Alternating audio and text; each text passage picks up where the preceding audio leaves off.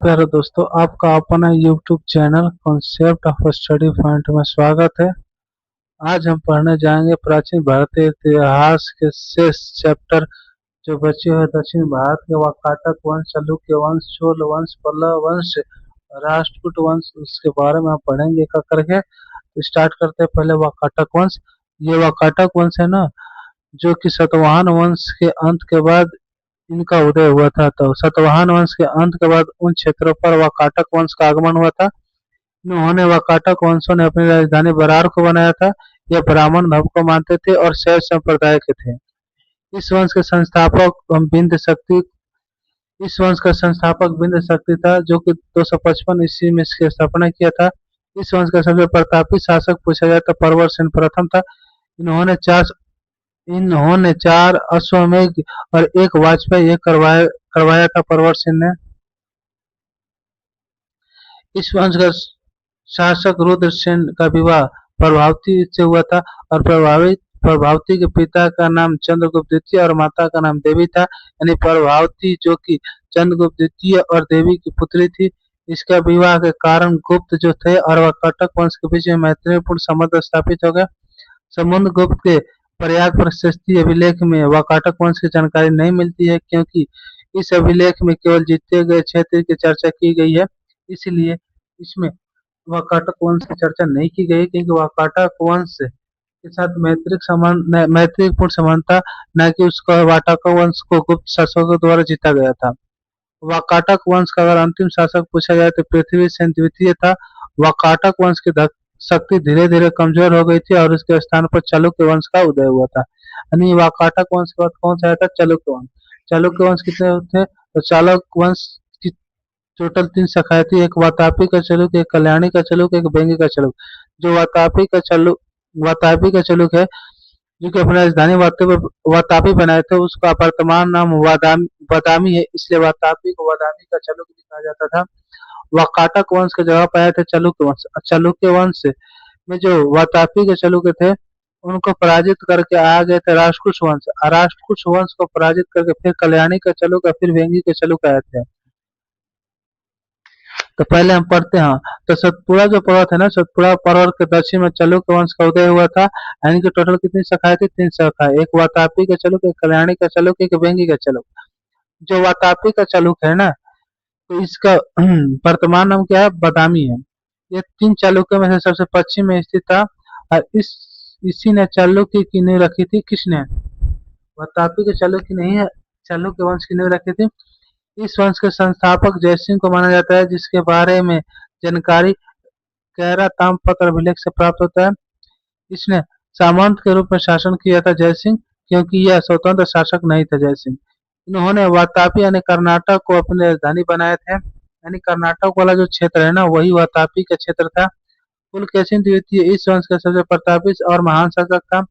इसके बारे में हमें जानकारी ऐहोल अभिषेक से मिलती है, क्योंकि ऐहोल अभिलेख में ही चर्चा किया गया है कि जो कन्नौज का शासक था, कौन? कन्नौज का शासक जो कि नर्मदा नदी को पार करके आया था, वो क्या हुआ था? कन्नौज के शासक हर्षवर्धन इसे पुलकेशिन द्वितीय से पराजित हो गया था। इसकी जानकारी ऐहोल अभिलेख से मिलता है। यानी ऐहोल अभिलेख में ये जानकारी वर्णन है कि पुलकेशिन द्वितीय ने कन्नौज के शासक हर्षवर्धन को पराजित किया था नर्मदा नदी के पास।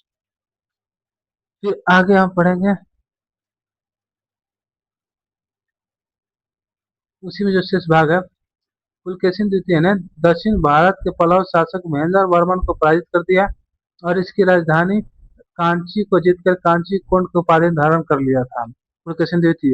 पुलकेशिन द्वितीय ने दोबारा पल्लव पर आक्रमण किया था, किंतु पल्लव शासक नरसिंह वर्मन ने इसे पराजित कर दिया और इसका पीछा करते हुए इसकी राजधानी वातापी तक पहुंच गया और वातापी को जीतकर वातापी कोंड का उपाधि धारण कर लिया नरसिंह वर्मन ने और पुलकेशिन द्वितीय की हत्या कर दिया। इसके अतिरिक्त उन्होंने वातापी में स्थित मल्लिकार्जुन मंदिर की दीवारों पर अपना एक अभिलेख खुदवाया। यानी कि जो नरसिंह वर्मन था, उसने क्या किया था? पुलकेशिन द्वितीय को तो हत्या कर ही दिया और जो कि वातापी में स्थित था मल्लिकार्जुन मंदिर, उसके दीवारों पर नरसिंह वर्मन ने एक अभिलेख खुदवाया। पुलकेशिन द्वितीय के दरबार में 641 ईस्वी में चीनी यात्री हुएनसांग आया था। पुलकेशिन द्वितीय ने ईरान के राजा खुसरो द्वितीय को दरबार में अपना एक दूत मंडल भेजा था, यानी पुलकेशिन द्वितीय था जिसने, और ईरान के राजा खुसरो द्वितीय के दरबार में अपना एक दूत मंडल भेजा था। पुलकेशिन द्वितीय के राजकीय कवि रवि कृति था, किंतु चालुक्य के अंदर, अच्छा ये भी नहीं है। पुलकेशिन द्वितीय के बाद अगला शासक विक्रमादित्य बना। इन्होंने पल्लव की राजधानी कांची पर अधिकार करके अपने पिता के पराजय का बदला लिया, किंतु उसने अपने शासन के अंतिम समय में पल्लव शासक परमेश्वर वर्मन से पराजय हो गया। यानी जब पुलकेशिन द्वितीय के बाद जो अगला शासक बना था उसका नाम था विक्रमादित्य। विक्रमादित्य क्या था कि पल्लव की राजधानी कांची पर अधिकार तो करके अपने पिता का बदला ले लिया, लेकिन ये बदला ज्यादा समय तक ले नहीं रहा, क्योंकि अंतिम समय में पल्लव शासक परमेश्वर वर्मन ने उसको किसको, विक्रमादित्य को पराजित कर दिया। विक्रमादित्य प्रथम के बाद चालुक्य वंश का अगला शासक बना विनयादित्य। इसके समय में चालुक्य वंश का सर्वाधिक विकास हुआ। इन्होंने सकलोत्तर पथनाथ की उपाधि धारण किया, जिसका अर्थ होता है संघर्ष पर विराम लगाना। विनयादित्य की मृत्यु के बाद अगला शासक बना विजयादित्य।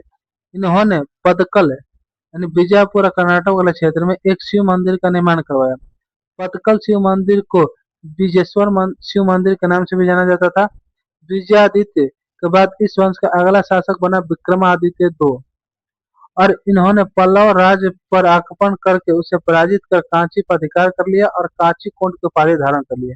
यानी जो विक्रमादित्य था इसने भी पल्लव राज्य पर आक्रमण किया और उसको जीतकर उसकी राजधानी कांची पर अधिकार कर लिया और कांची कोट की उपाधि धारण भी कर लिया, और साथ ही कांची में स्थित राजसिंहेश्वर मंदिर के द्वार पर एक अभिलेख खुदवाया। विक्रमादित्य विक्रमादित्य द्वितीय की दो पत्नियां थी, एक का नाम था लोक महादेवी और दूसरा का नाम था त्रिलोकी महादेवी। लोक महादेवी के नाम पर यानी पतकल में लोकेश्वर महादेव मंदिर का निर्माण करवाया, और इस मंदिर को आज विरूपाक्ष मंदिर के नाम से जानते हैं। त्रिलोकी महादेवी के नाम पर त्रिलोकेश्वर महादेव मंदिर का निर्माण करवाया था। इस वंश का अंतिम शासक कीर्तिवर्मन द्वितीय था। कीर्तिवर्मन द्वितीय की हत्या दंती दुर्ग ने कर दिया और इसके स्थान पर राष्ट्रकूट वंश की स्थापना कर दिया और चालुक्य को अपना सामंत बना लिया। किंतु चालुक्य के अंदर जो कि दंती दुर्ग ने क्या किया था कि कीर्तिवर्मन द्वितीय को पराजित कर दिया और उसकी हत्या कर दिया और इसके बाद राष्ट्रकूट वंश की स्थापना कर दिया।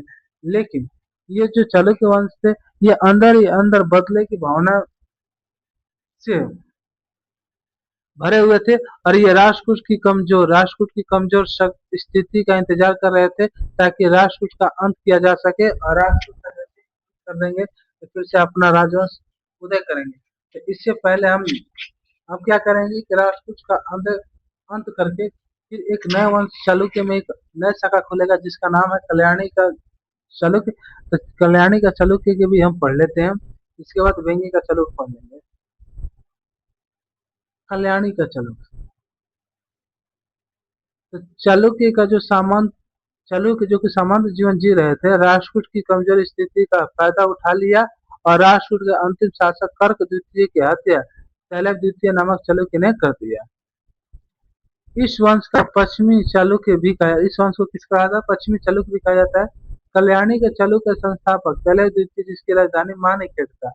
इस वंश का अगला शासक बना जिसका नाम था सोमेश्वर। इसने अपनी राजधानी मानिकहेड़ से कहाँ बना दिया, कल्याणी हस्तांतरित कर दिया, जिस कारण से इस वंश का नाम कल्याणी का चालुक्य हो गया। सोमेश्वर प्रथम ने अपने जीवन काल में केवल चोलों पर ही विजय हासिल नहीं कर पाया था। चोल शासक राजेंद्र चोल से हार कर सोमेश्वर प्रथम ने कुशवती के पास तुंगभद्रा नदी में डूबकर आत्महत्या कर लिया। यानी कि उसको ये जो पराजय राजेंद्र प्रथम से हुई ये स्वीकार नहीं कर पाया, और जिसके कारण से उसने इस अस्वीक ये स्वीकार नहीं किया, यानी कि हारने के बाद उसके अंतरात्मा क्रोधित हो गए और इसने क्या कर लिया, आत्महत्या कर लिया तुंगभद्रा नदी में डूबकर। इस वंश का अगला शासक जो बना विक्रमादित्य छठा बना। यह कुशल योद्धा था। विक्रमादित्य छठा चोल के प्रभाव को रोक दिया था और साहित्य प्रेमी था। इसके राज्य कवि का नाम था विलहन, जिन्होंने विक्रामक देव चरित्र नामक पुस्तक की रचना की थी। विक्रामक देव चरित्र नाम की रचना की थी। इनके दरबार में मिताक्षर विघ्नेश्वर रहते थे, जिन्होंने मिताक्षरा नामक पुस्तक की रचना की थी जिसका संबंध हिंदू कानून से था। कल्याणी के कल्याणी का चालुक्य वंश का राजा चिन्हवरा यानी सुवर था। और इस वंश का अंतिम शासक जो था सोमेश्वर चौथ था। इसके बाद हम वेंगी का चालुक्य देखते हैं। वेंगी का चालुक्य में सबसे कमजोर शाखा थी जो कि आंध्र प्रदेश के वेंगी में स्थित थी। इस वंश का संस्थापक विष्णुवर्धन थे। इस वंश की राजधानी वेंगी यानी आंध्र प्रदेश थी। इस वंश में कोई भी प्रतापी शासक नहीं हुआ था और इस वंश का सबसे योग्य शासक विजयादित्य थर्ड था। इस तरह से हमारा टोटल चालुक्य वंश खत्म हुआ। अब हम पढ़ेंगे चालुक्य वंश के बाद पल्लव वंश के बारे में, पल्लव वंश, इसके बाद चोल वंश के बारे में पढ़ेंगे, फिर राष्ट्रकूट वंश के बारे में। तो पहले पल्लव वंश के बारे में पढ़ते हैं। तो पल्लव वंश, इसकी राजधानी कांची थी। यह दक्षिण भारत के कृष्णा और गोदावरी नदी के बीच यानी इनके दोआबों में स्थित था पल्लव वंश। पल्लव वंश की प्रथम जानकारी हमें हरिश्चंद्र की प्रयाग प्रशस्ति और हेवेन शाह की यात्रा से मिलती है। इसका प्रारंभिक अभिलेख जो था पल्लव वंश के जो प्रारंभिक अभिलेख था प्राकृतिक भाषा में था, बाद में संस्कृत भाषा में मिलने लगे। इस वंश के संस्थापक सिंह विष्णु था और सिंह विष्णु को अवंती सिंह भी कहा जाता था। इसके दरबार में भारवी नामक विद्वान रहता था जिन्हें कीर्तालु जल नामक पुस्तक की रचना की थी। इस वंश का अगला शासक महेंद्र वर्मन था जो कि वातापी के चालुक्य शासक पुलकेशिन द्वितीय ने पराजित कर दिया था। कोट्टई की तिरुकोणम कोंकणेश्वर मंदिर एवं पलवारम के 5 शैल वाले गुफा मंदिर का निर्माण महेंद्र वर्मन ने करवाया था। इस वंश का अगला शासक नरसिंह वर्मन था जिसके समय पुनः पुलकेशिन द्वितीय ने आक्रमण किया था, किंतु पुलकेशिन द्वितीय को नरसिंह वर्मन ने मार दिया और उसकी राजधानी वातापी को जीतकर वातापी कोट का उपाधि धारण कर लिया। इस तरह से फिर इस वंश का अगला शासक बना नरसिंह वर्मन द्वितीय और इसके दरबार में दंडी नामक विद्वान रहता था जो कि 10 कुमार चरितम पुस्तक की रचना की थी जो कि संस्कृत भाषा में थे। इस वंश का अंतिम शासक अपराजित था जिसे चोल शासक आदित्य वन ने पराजित कर दिया और पल्लव वंश के स्थान पर चोल वंश का स्थापना हुआ। यानी कि जैसे ही चालुक्य वंश के पराजय होने के बाद राष्ट्रकूट वंश का उदय हुआ था, वैसे ही पल्लव वंश के पराजय यानी अंत होने के बाद कौन सा वंश, चोल वंश का उदय हुआ था। यानी पल्लव के स्थान पर कौन आए थे, चोल, और वातापी के चालुक्य के स्थान पर कौन आए थे, तो राष्ट्रकूट आए थे। 8वीं सदी के इस पल्लव वंश में शैव धर्म अधिक प्रचलित था। महेंद्र वर्मन संगीत प्रेमी था और रुद्राचार्य को संगीत की शिक्षा दी थी। नरसिंह वर्मन ने महाबलीपुरम के एकाश्मीय मंदिर को बनवाया था जिसे रथ मंदिर कहते हैं। नरसिंह वर्मन प्रथम के दरबार में हेवेन संघ आया था जो कि 642 के आसपास। नरसिंह वर्मन द्वितीय के कांची में कैलाश मंदिर, पेगोड़ा मंदिर और शोर मंदिर और महाबलीपुरम मंदिर बनवाया था। इसी के समय में भारत में अरब आक्रमण प्रारंभ हो गए थे। इस वंश में शिक्षा का प्रमुख केंद्र कांची था और महाबलीपुरम के साथ पैगोड़ा इस वंश द्वारा स्थापित किया गया था। तो इस तरह हमारा पल्लव वंश भी खत्म हुआ और अगले वंश के बारे में हम पढ़ना स्टार्ट करते हैं। अगला जो वंशज है जो कि चोल वंश है, तो चोल वंश के बारे में हम पढ़ते हैं। चोल वंश के बाद हम पढ़ लेंगे राष्ट्रकूट। इस तरह से हमारा दक्षिण भारत के सभी राजवंश क्या हो जाएगा, खत्म हो जाएगा। स्टार्ट करते हैं चोल वंश जो कि 9वीं सदी में इनका उदय हुआ था और इनकी राजधानी कहाँ थी, तंजौर थी। चोल प्रारंभ में पल्लव के समान थे। किसका थे, पल्लव के। पल्लव का धावना और शेष पर चोल वंश की नींव रखी गई थी। इन्होंने अपनी राजधानी तंजौर या तंजावुर बनाए थे। 9वीं सदी में उभरा यह चोल वंश संगम कालीन चोल वंश का ही शाखा थी। चोल वंश का संस्थापक विजयालय थे और इन्हें चोल वंश का द्वितीय संस्थापक कहते हैं। इन्होंने नरकेसरी की उपाधि धारण की थी। इस वंश का अगला शासक जो कि आदित्य वन बना था जो कि पल्लव शासक अपराजित को पराजित किया था और जिससे पल्लव का अंत हो गया। इन्होंने कोदंड राम की उपाधि धारण की थी। चोल वंश का अगला शासक परांतक प्रथम बना था जिसे मंदुरे जीतकर मंदुरे कोंड की उपाधि धारण किया था। इसकी जानकारी हमें उत्तर मेरू अभिलेख से मिलती है। परांतक वन प्रथम चोल शासक था जिसने भूमि सर्वेक्षण करवाया था। परांतक प्रथम को राष्ट्रकूट शासक कृष्ण तृतीय ने तो कोल्लम के युद्ध में क्या किया था, पराजित कर दिया था। चोल शासक का अगला शासक बना राजा राज बना। इसका मूल नाम अरिमोली था। इन्होंने श्रीलंका के उत्तरी भाग को जीतकर चोल वंश से मिला लिया और मामूटी चोल की उपाधि धारण कर ली, किंतु उन्होंने श्रीलंका को चोल साम्राज्य में शामिल नहीं किया था। इसने अपनी राजधानी तंजौर में विदेश्वर मंदिर का निर्माण करवाया था। ये शैव धर्म को मानते थे। इसने शिवापाद शिखर की उपाधि धारण किया था।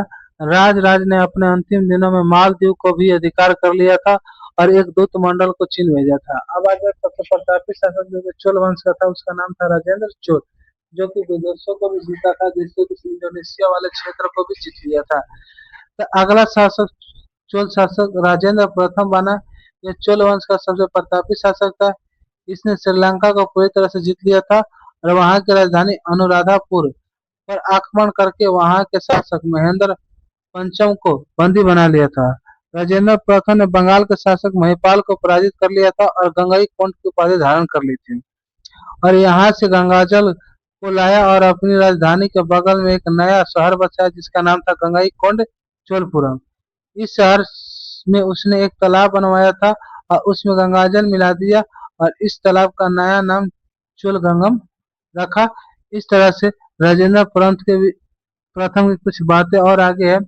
इसी के राजेंद्र प्रथम सुमात्रा इंडोनेशिया पर भी आक्रमण किया था और वहां के शासक शैलेंद्र को भी पराजित कर दिया और राजेंद्र प्रथम अब अरब सागर में स्थित मलयेशियक मलस्य मलय मलयक द्वीप पर भी अधिकार कर लिया। राजेंद्र प्रथम चोल वंश का पहला शासक था जिसने 72 सदस्यीय दूत मंडल चीन भेजा था। इस वंश का शासक कुलोतुंग द्वितीय था जिसने कि चिदम्बरम मंदिर में स्थापित गोविंद राज यानी विष्णु मंदिर की मूर्ति को मंदिर से हटाकर समुद्र में फेंकवा दिया, जिससे रामानुजन ने इस समुद्र से निकलवाकर तिरुपति मंदिर में स्थापित करवाया। इस वंश का अंतिम शासक राजेंद्र थर्ड था, जिसके बाद यह वंश स्वतः क्या हो गया, समाप्त हो गया। अब अगर चोल प्रशासन, इसकी प्रमुख विशेषता। तो चोल काल के स्थानीय स्वशासन भारत का सबसे प्राचीन स्थानीय स्वशासन है। इस समय स्थानीय स्वशासन का चुनाव लॉटरी पद्धति के द्वारा होता था। चोल प्रशासन में महत्वपूर्ण पद राजा का होता था। राजा को सहायता देने के लिए मंत्री परिषद होती थी। चोल प्रशासन में भाग लेने वाले उच्च श्रेणी अधिकारियों को पेरुनंदम तथा निम्न श्रेणी के अधिकारियों को सेरुनंदम कहा जाता था। उच्च अधिकारी को पेरुनंदम और नीचे अधिकारी को क्या कहा जाता था, निम्न श्रेणी के अधिकारी को तो सेरुनंदम कहा जाता था। चोल प्रशासन की संरचना, तो सबसे बड़ा होता था प्रांत या मंडलम कहा जाता था। दूसरा का होता था कोट्टम जिसे कि कमिश्नरी कहा जाता था। नाडु जिसे जिला कहा जाता है। कुरियम जिसे ग्राम समूह। इस समय राजा का उच्च अधिकारी को उड्डयन कुट्टम कहा जाता था और इस समय अधिकारियों का वेतन न देकर भूमि अनुदान के रूप में दिया जाता था। इस समय प्रशासन की सुविधा के लिए पूरे चोल साम्राज्य को 6 प्रांतों में बांटा गया था। उस प्रांत को मंडलम कहा जाता था। प्रांत या मंडलम को कोट्टम यानी कमिश्नरी में और कोट्टम को नाडु यानी जिला में बांटा गया था। नाडु की कई कुरियम यानी ग्राम समूह में बांटा गया था। चोल काल में आय का सबसे प्रमुख स्रोत भू राजस्व था। चोलों की नौसेना सबसे अधिक शक्तिशाली थी। चोल काल में शिव मंदिर का निर्माण हुआ था जिसे द्रविड़ शैली में बना था और द्रविड़ शैली को कौन सा शैली कहा जाता था, विमानन शैली कहा जाता है। इस तरह से हमारा टोटल क्या हो गया, खत्म हुआ। और चोल वंश की सांस्कृतिक धरोहर में बात की जाए तो विमानन शैली का प्रथम उपयोग तंजौर के विदेश्वर मंदिर में किया गया था जिसके राजा राज प्रथम ने बनाया था। चोल काल में निर्मित नटराज प्रतिमा सांस्कृतिक धरोहर था। चोल काल के तमिल भाषा का स्वर्णिम काल कहा जाता था। तमिल साहित्य का त्रिरत्न के रूप में कंबन, अटुकन एवं पुगलेंदा थे। कंबन ने तमिल व्याकरण की रचना की थी। इस तरह से हमारा चोल वंश भी क्या हुआ, खत्म हो गया। और एक लास्ट वंश बचा है जिसे कहते हैं राष्ट्रकूट वंश। राष्ट्रकूट वंश, तो इस वंश का संस्थापक हम किसको मानते हैं, दंतिदुर्ग को मानते हैं। इन्होंने वातापी के चालुक्य कीर्तिवर्मन द्वितीय को हराकर राष्ट्रकूट की नींव रखी थी, किंतु उन्होंने चालुक्य का पूरी तरह से सफाया नहीं किया और इनकी सबसे बड़ी भूल साबित हुई थी। दंती दुर्ग ने अपनी राजधानी माने खेत को बनाया था। दंती दुर्ग ने महिधीराज, परमेश्वर और परम भट्टाकर की उपाधि धारण किए थे। इस वंश का अगला शासक कृष्ण प्रथम था जो कि महाराष्ट्र के एलोरा के कैलाश मंदिर बनवाया था। इस वंश का अगला शासक ध्रुव बना जिसने कन्नौज के अधिकार के लिए त्रिपक्षीय संघर्ष में भाग लिया था। त्रिपक्षीय संघर्ष 100 वर्षों तक चला था। इसमें सर्वाधिक जीत राष्ट्रकूटों को हुई थी, किंतु अंतिम विजय प्रतिहार की हुई थी और इसमें सर्वाधिक पराजय पाल शासकों की हुई थी। इस वंश का अगला शासक अमोघ हर्ष बना। यह सबसे विद्वान शासक था। इसने कविराज मार्ग नामक पुस्तक की रचना किया था। जिनसेन के प्रभाव में आकर जैन धर्म अपना लिया था। इसके दरबार में कन्नड़ भाषा के त्रिविद्वान रहते थे, जिनका नाम पन, पोन और रन रहते थे। शांति पुराण की रचना पोन द्वारा किया गया था। इस वंश का अगला शासक इंद्र तृतीय बना। इसके दरबार में अल्लम मसूदी नामक अरब यात्री आया था। अल्लम सूदी ने पहली बार मानसून का वर्णन किया था। इस वंश का अगला शासक कृष्ण थर्ड था, जिसे तो कोलम के युद्ध में चोल शासक परांतक ने पराजित कर दिया था। इस वंश का अंतिम शासक कर्क द्वितीय था, जो कि अयोग्य शासक था। इसकी हत्या तैलव द्वितीय ने कर दी और चालुक्य को पुनः स्थापन कर दिया। तैलव द्वितीय चालुक्य वंश के कल्याणी का चालुक्य कहलाए। इस तरह से हमारा आज का चैप्टर यहीं पर समाप्त करते हैं और अगले अध्याय में हम जो छोटे मोटे राजवंश है प्राचीन भारतीय इतिहास का, उनका भी देख लेंगे और इस तरह से हमारा पूरा प्राचीन भारतीय इतिहास समाप्त हो जाएगा। आज की क्लास यहीं पे समाप्त करते हैं।